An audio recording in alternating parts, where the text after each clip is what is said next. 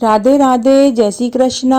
आज मैं आपको शरद पूर्णिमा की उद्यापन विधि, नियम, महत्व और कथा सुनाने जा रही हूँ। कथा सुनने से पहले अगर अभी तक आपने मेरे चैनल को सब्सक्राइब नहीं किया है तो कृपया मेरे चैनल को सब्सक्राइब करें, साथ में बेल जरूर प्रेस करें ताकि मेरे आगे आने वाले वीडियो की नोटिफिकेशन आपको सबसे पहले मिले।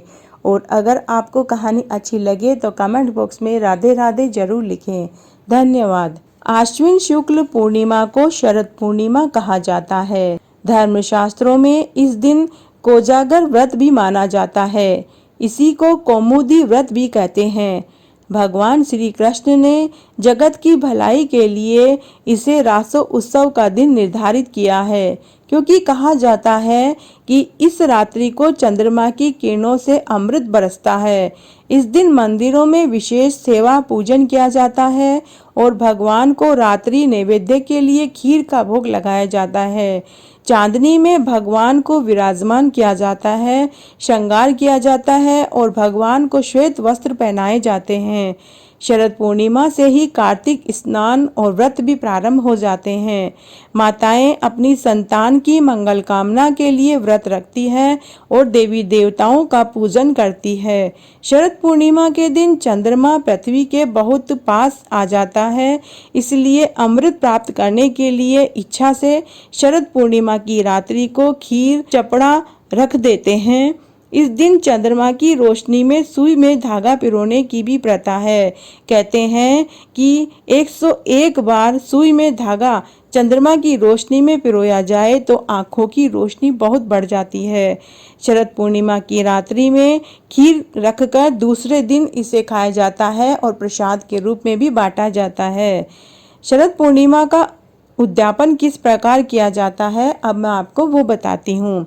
यदि कोई इस शरद पूर्णिमा को व्रत रखे तो वह 13 पूनम होने के बाद उद्यापन करे। उद्यापन में एक चांदी के कटोरे में मेवा भरकर रोली चावल से पूजन करें, रुपया चढ़ाएं और सासू जी को पांव छूकर दें। यदि कोई चूनर पूनम का व्रत का संकल्प लेता है तो इसे भी उसी तरह किया जाता है।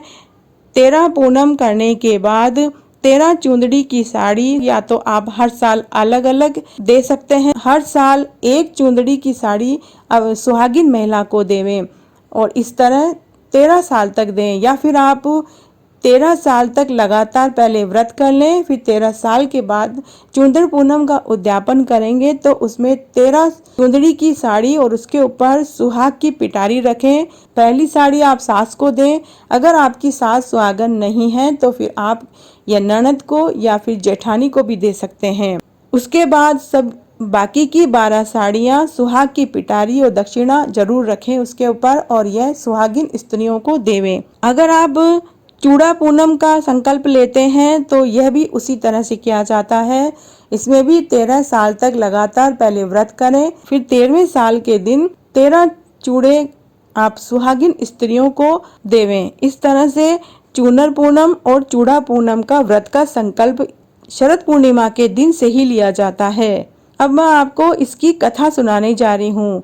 प्राचीन समय की बात है, एक जमींदार के 2 पुत्रियां थी। बड़ी बेटी व्रत को पूरा करती थी जबकि छोटी बेटी व्रत को अधूरा करती थी।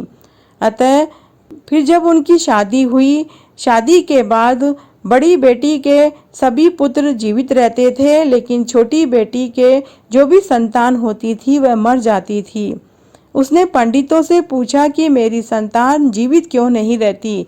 तब पंडितों ने कहा कि आप पूर्णिमा का व्रत अधूरा करती हैं, इसलिए आपके जो संतान होती है वह होते ही मर जाती है। इतना जान लेने पर उसने व्रत पूरा किया। उसके बाद उसे फिर एक लड़का हुआ और वह भी होते ही मर गया। अपने मृत पुत्र को उसने एक पलंग पे सुलाया और अपनी बड़ी बहन को बुलाने चली गई। जब उसकी बड़ी बहन वहां आई और आते ही वो उसी खाट पर बैठ गई, वो भी उसी खाट पर आकर बैठ गई और जिस खाट पर वो मरा हुआ पुत्र को उसने लेटा रखा था। तो बड़ी बहन के चुंदड़ी की साड़ी को छूते ही वह लड़का रोने लगा। बच्चे की रोने की आवाज सुनकर छोटी बहन बहुत खुश हुई और उसने अपनी बड़ी बहन से कहा कि बहन, तेरे भाग्य से मेरा मरा हुआ पुत्र जीवित हो गया है। बड़ी बहन ने छोटी बहन से पूरी बात जाननी चाहिए।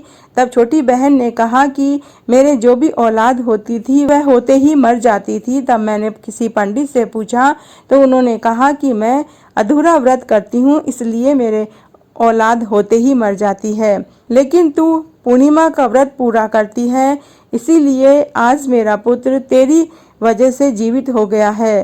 तो आज मैंने आपको शरद पूर्णिमा की एक पौराणिक कहानी सुनाई। अगर आपको यह पसंद आती है तो अपने दोस्तों और रिश्तेदारों में ज़्यादा से ज़्यादा शेयर करके पुण्य कमाएं। धन्यवाद।